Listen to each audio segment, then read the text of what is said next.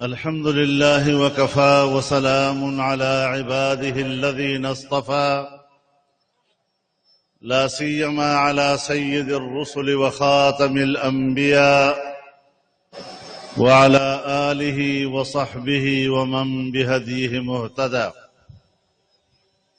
أما بعد فأعوذ بالله من الشيطان الرجيم. بسم الله الرحمن الرحيم. النبي أولى بالمؤمنين من أنفسهم صدق الله العظيم.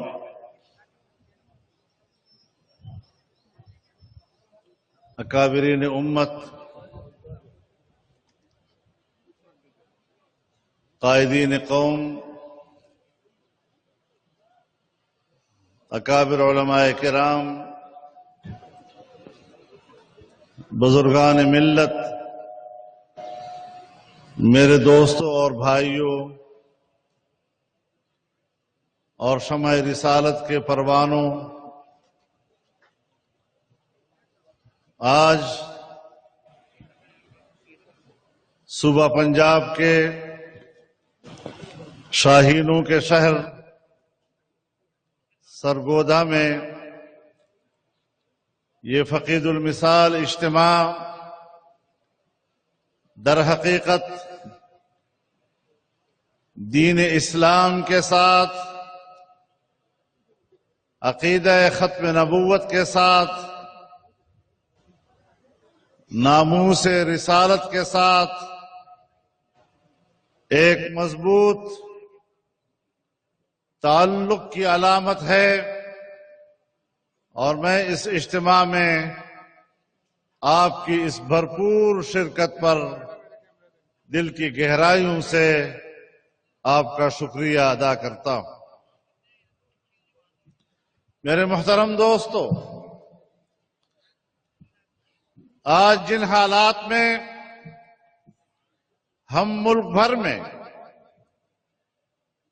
ملین مارچ کے عنوان سے بڑے بڑے اجتماعات کر رہے ہیں، اور ہم جہاں بھی گئے ہیں اس پہ عوام کی شرکت دیدنی ہوا کرتی ہے، عوام کی شرکت مثالی ہوا کرتی ہے۔ بنیادی بات یہ ہے کہ الیکشن میں دھاندلی کر کے ایک جعلی حکومت برپا کی گئی،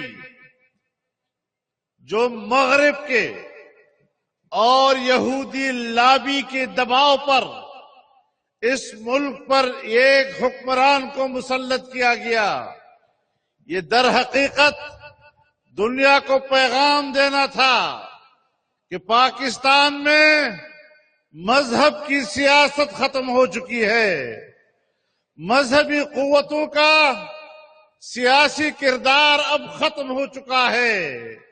وہ اپنے آقاؤں کے اعتماد کو مضبوط بنانے کے لیے اس قسم کے غیر آئینی اور غیر قانونی ہتھ کنڈے اور حربے الیکشن میں استعمال کرتا رہا۔ ہم نے پورے ملک کے ملین مارچ کے ذریعے دنیا کو پیغام دے دیا کہ دھاندلیوں کے ذریعے تم مذہبی دنیا کو، پاکستان کے نظریاتی لوگوں کو اور اس ملک کے اسلام پر قربانی دینے والوں کی سیاسی کردار کو ختم نہیں کر سکتے۔ میرے محترم دوستو، تم نے سارے فیصلے عالمی دباؤ پر کیے ہیں، تم نے جعلی حکمران اس ملک پر مسلط کیے عالمی دباؤ کی بنیاد پر۔ تم نے قادیانی لابی پر مشتمل اقتصادی کونسل بنائی بین الاقوامی دباؤ کی بنیاد پر ملک کی معیشت کو مغربی نظریات کے گروی کرنے پر، اور تم نے آسیہ ملعونہ کو بریت دی، ناموس رسالت کے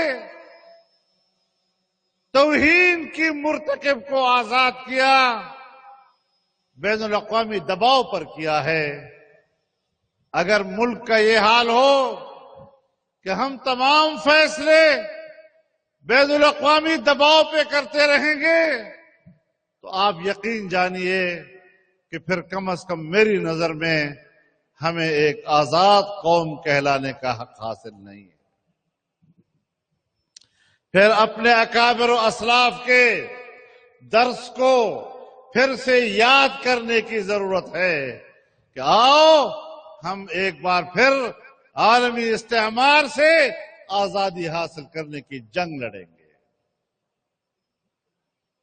آزادی کے بغیر عزت کی زندگی نہیں ہے، غلامی کی زندگی قوموں کی رسوائی کی زندگی ہے، اور ہماری تاریخ اس بات کی گواہ ہے کہ ہم نے رسوائی کی اس زندگی کے ایک لمحے کو بھی قبول نہیں کیا۔ ہم اپنی جنگ جاری رکھیں گے۔ بین الاقوامی سطح پر تم نے 15-16 سالوں سے دنیا کو یہ تاثر دیا کہ مذہبی لوگ دہشت گرد ہوتے ہیں، مذہبی لوگ انتہا پسند ہوتے ہیں، مذہبی لوگ شدت پسند ہوتے ہیں۔ متحدہ مجلس عمل اور جمعیت علماء اسلام آج 10واں ملین مارچ کر رہی ہے۔ دور دور تک انسانوں کا ٹھاٹے مارتا ہوا سمندر ہم نے ملک کے ہر جگہ پہ دیکھا ہے۔ کراچی میں دیکھا، لاہور میں دیکھا، سکھر میں دیکھا، مظفر گڑھ میں دیکھا، ڈیرہ اسماعیل خان میں دیکھا، مردان میں دیکھا، بدین میں دیکھا، جعفر آباد میں دیکھا، اور ابھی ہم شمالی وزیرستان سے ہو کر آئے ہیں۔ آج یہاں سرگودا میں کھڑے ہیں، اور انشاءاللہ اس سے آگے انشاءاللہ باب خیبر پر جائیں گے، ہزارے کی طرف جائیں گے، اور اس طریقے سے ہم نے پورے ملک کے عوام کو دیکھا۔ ایک عام آدمی کی معمولات زندگی بھی متاثر نہیں ہوئی، ایک چڑیا کو بھی خراش نہیں ہوئی۔ اتنے بڑے اجتماعات، مذہبی لوگوں کے اجتماعات، اس طرح کے پرامن، تو آپ نے جو میسج دیا، تم نے خود چند بندوقوں والے بنائے، اور ہم چیختے رہے کہ مسلح تنظیموں کو اپنے پروں کے نیچے مت پالا کرو۔ آج اگر تم مسلح تنظیموں کو ختم کرنا چاہتے ہو تو وہ بھی ہمیں معلوم ہے کہ تم انڈیا کے دباؤ میں کر رہے ہو، پاکستان کی اپنی آزادانہ سوچ کی بنیاد پر نہیں کر رہے ہو۔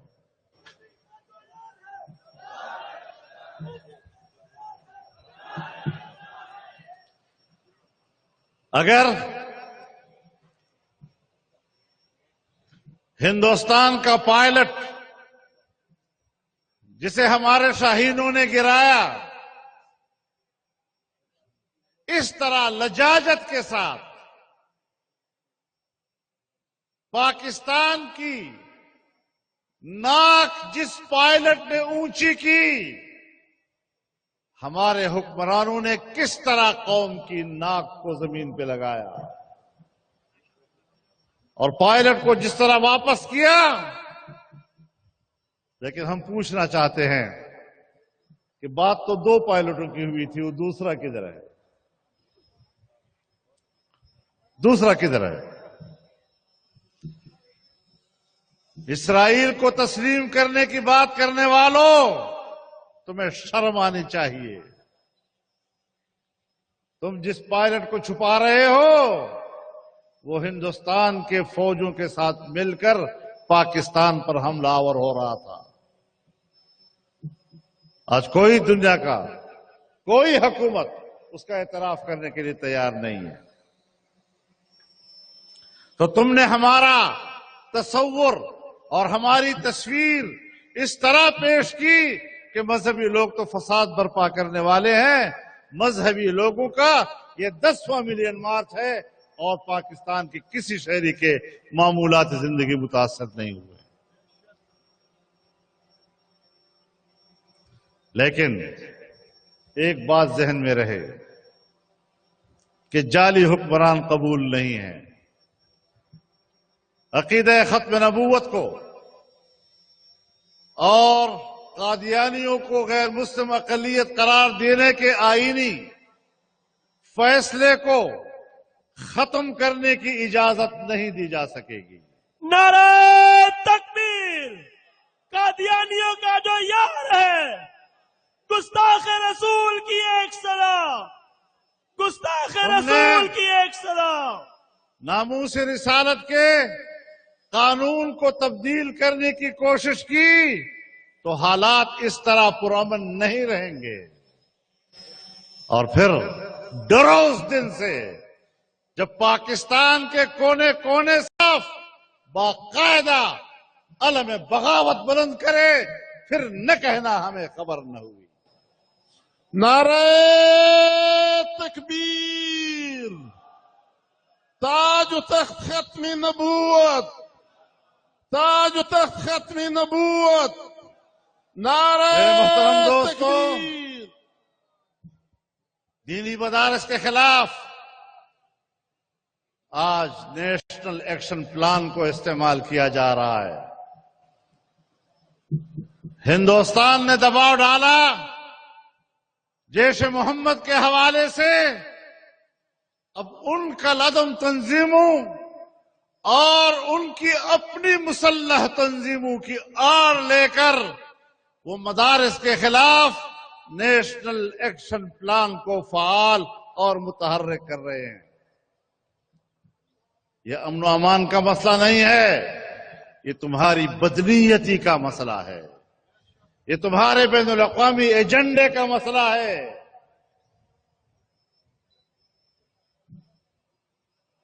ہم تمہیں جانتے ہیں، اتنی نہ بڑا پاکی داماں کی حکایت۔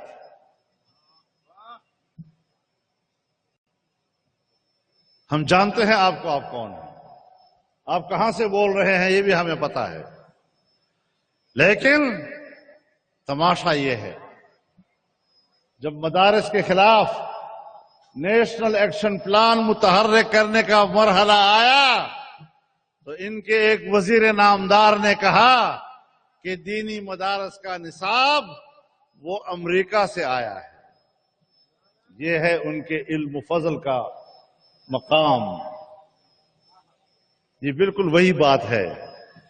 یہاں پاکستان میں ایک عورت ڈے منایا گیا تو عورت ڈے کے موقع پر ایک بڈھے نے کہا کہ انگریز نے ہم پر نکاح مسلط کیا ہے۔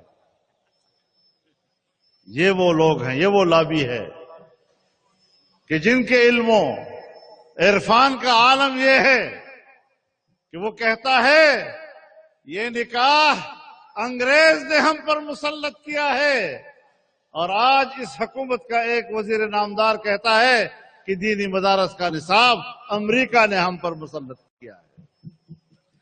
اب یہ ان کا جو ان کی تجزیے ہیں، جو ان کی معلومات ہے، جو ان کا علم و فضل ہے، وہ تبصرے کی بھی قابل ہے، تبصرے کی بھی قابل نہیں ہے۔ شرم آتی ہے انسان کو ایسے لوگوں پر تبصرہ کرنے کے لیے۔ ان جہلا سے ہمیں واسطہ ہے، اور سب کا ایک ہی حال ہے، سب کا ایک ہی حال ہے۔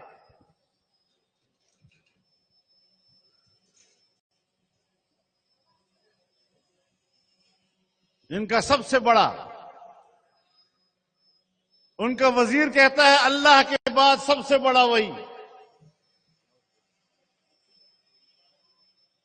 اور اس کا بڑا کہتا ہے کہ اللہ نے غلطی سے مجھے انسان پیدا کر لیا۔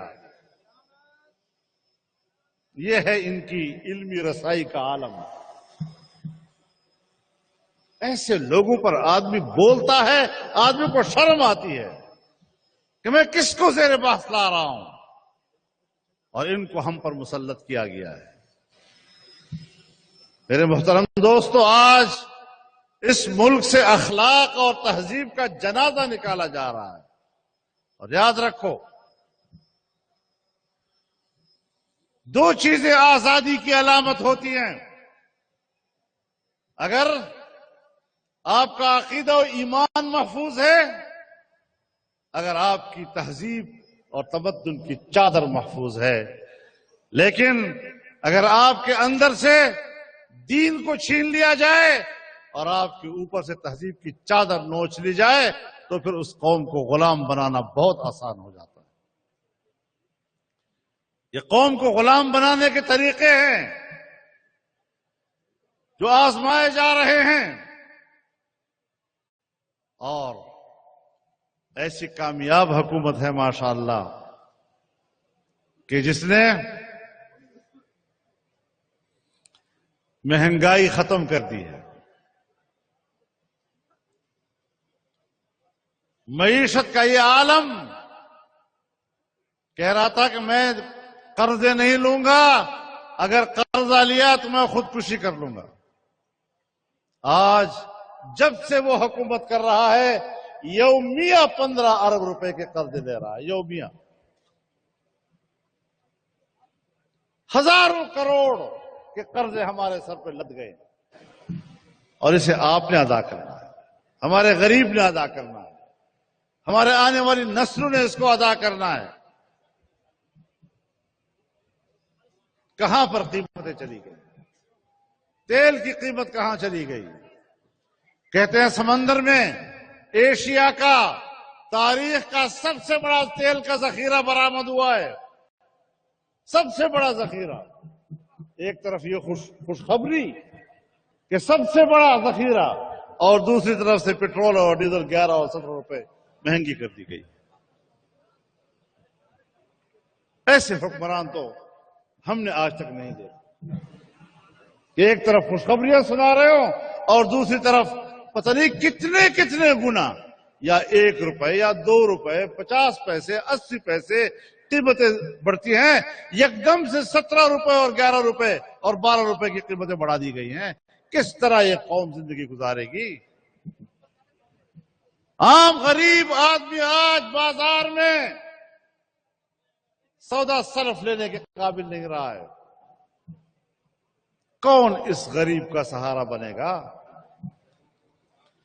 میں تو پاکستان کی بڑی جماعت کے دعوے دار لوگوں کو کہنا چاہتا ہوں، اپنے دوستوں سے کہنا چاہتا ہوں کہ آپ اگر کہتے ہیں کہ ان کو موقع ملنا چاہیے تو موقع دینے کا بات اس جعلی الیکشن کو تسلیم کرنے کے مترادف ہے۔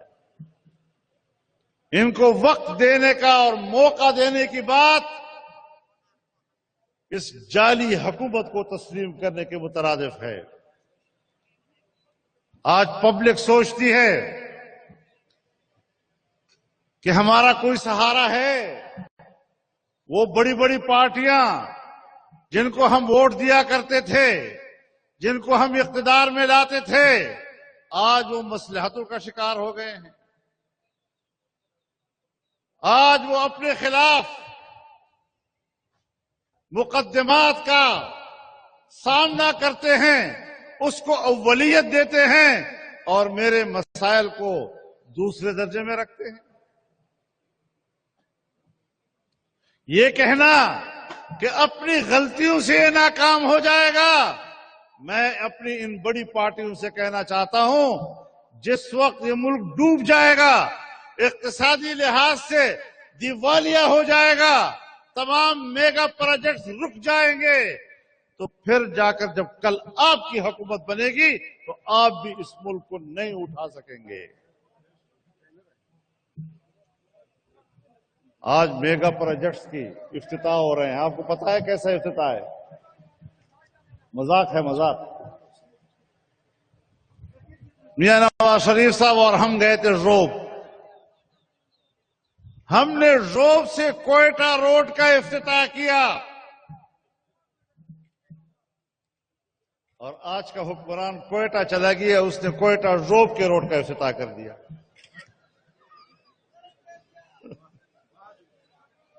چلا کی سمجھ میں آ گئی یا نہیں آپ کے؟ جس روڈ کا افتتاح ہم نے روب میں کیا تھا کوئٹہ کے لیے، آج کا حکمران وہ کوئٹہ جا کر کوئٹہ روب کے روڈ کا افتتاح کر رہا ہے۔ اس سے آپ اس کی چالاکی اور اس کے عقل کا اندازہ لگا سکتے ہیں کس طرح وہ قوم کو بیوقوف بنانے کی بات کر رہے ہیں۔ ایسے لوگوں سے آپ کو واسطہ پڑا ہے۔ ملک ڈوب جائے گا، پھر کل یہی پارٹیاں اس ملک کو نہیں اٹھا سکیں گی۔ تمہاری خارجہ پالیسی ناکام، انڈیا ہمارا پہلے سے دشمن کے سامنے تو تم سر بسجود۔ ایران آپ پر حملہ کرنے کی دھمکیاں دے رہا ہے۔ افغانستان نے پرسوں اپنا سفیر واپس بلا لیا ہے، اور چین سی پیک کے مسئلے پر آپ سے ناراض ہے۔ خاموش ناراضگی۔ کہاں کھڑے ہیں آپ لوگ؟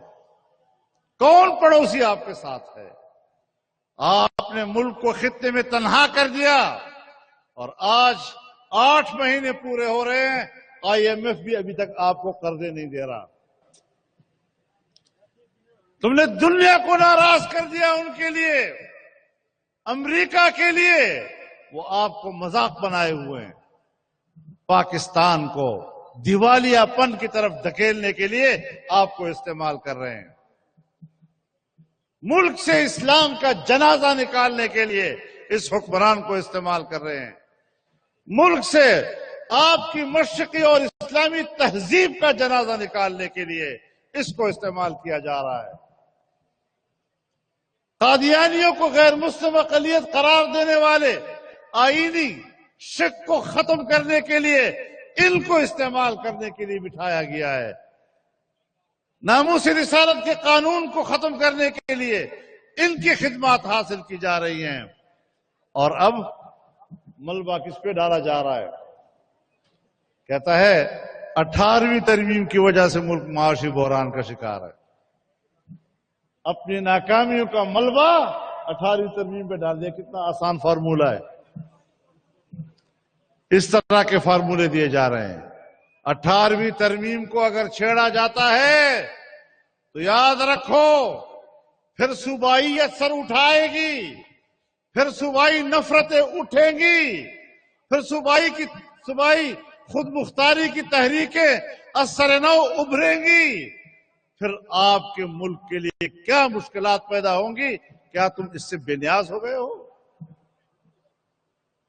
اگر آج پارلیمانی طرز حکومت ہے اور اس حکمران کی حماقتوں اور ان کی کمزوریوں کا فائدہ اٹھاتے ہوئے یہاں صدارتی طرز حکومت مسلط کرنے کی کوشش کی جاتی ہے، تو صدارتی طرز حکومت پاکستان کی تاریخ میں آمریتوں کی پیداوار ہے، آمریتوں کی علامت ہے، وہ جمہوریت کی علامت نہیں ہے۔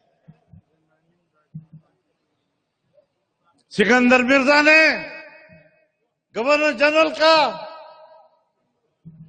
منصب اپنے قبضے میں لیا، اور پھر اس کو ختم کر کے زبردستی قبضہ کرنے والے سکندر مرزا نے صدر پاکستان کا عہدہ تخلیق کیا تھا۔ یہ عامر تھا۔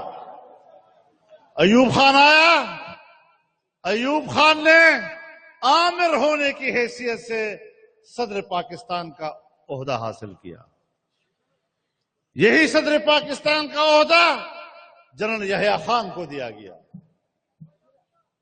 یہی صدر پاکستان جب ذوالفقار علی بھٹو بنے اور انہوں نے تدریجی طور پر ملک کو مارشل اللہ سے نکالا تو پھر سن 73 کے آئین میں اسے بھی پارلیمانی جمہوریت دینی پڑی اور وزیر اعظم کا منصب سنبھال لیا. لیکن دوبارہ وزیر اعظم کو غیر مؤثر بنانا اور صدر مملکت کے عہدے کو مضبوط بنانا جنرل ضیاء الحق کی علامت تھی. اور میاں نواز شریف کی حکومت کا تختہ الٹ کر جنرل مشرف ملک کا صدر بنا اور پھر ملک میں صدارتی حکومت. یہ سب آمروں کے ادوار میں یہی منصب ہمارے ملک کا سب سے بڑا آمرانہ منصب بنتا ہے. لہذا آئین کو نہ چھیڑا جائے. اگر آئین کو چھیڑنا ہے تو پھر اس کے اسلامی دفعات پہ عمل کرو. اسلامی نظریاتی کونسل کی سفارشات پر قانون سازی کرو. یہاں تو عجیب بات ہے، ایک سال میں 3 بجٹ. کبھی پاکستان کی تاریخ میں ایسا نہیں ہوا. ایک سال میں 3 بجٹ پیش کیے جائیں. کس لیے؟ کہ ٹیکسز کو جمع کرنے کا جو ہدف دیا جاتا تھا وہ پورا نہیں ہو رہا. یہ پیسے کدھر جا رہے ہیں؟ یہ تمہاری بچت کدھر جا رہی ہے؟ تم نے اخراجات کم کیے، اس کی بچت کدھر چلی جا رہی ہے؟ اور ہمیں بتایا جائے کہ سی پیک کا 24 ارب روپیہ تم نے سی پیک کے منصوبے سے نکال کر ترقیاتی اسکیموں کے نام پر اپنے ممبران اسمبلی میں کیوں بانٹا ہے؟ یہ ہے وہ. بعض لوگ تو کرپشن کرتے کہتے ہیں تو چور ہے. تم نے تو پارلیمنٹ کی اکثریت اور جعلی اکثریت کے سہارے ایک دن میں 24 ارب روپیہ پاکستان کے قوم کے ہڑپ کیے. لیکن اس کا کوئی نام نہیں لے گا. میں نے خود سنا ہے ایسے سینئر اینکرز کو کہ آج وہ چینلوں پہ بیٹھ کر کہتے ہیں لعنت ہو ہم پر کہ ہم نے اس کا ساتھ دیا تھا. آج ووٹ دینے والا بھی حیران اور ووٹ گننے اور اس کا نتیجہ مرتب کرنے والا بھی پریشان. یہ ملک کی حالت کر دی گئی ہے. لہذا ان حالات میں ہم نے پاکستان کی نظریاتی شناخت کا تحفظ کرنا ہے. ٹھیک ہے کہ نہیں؟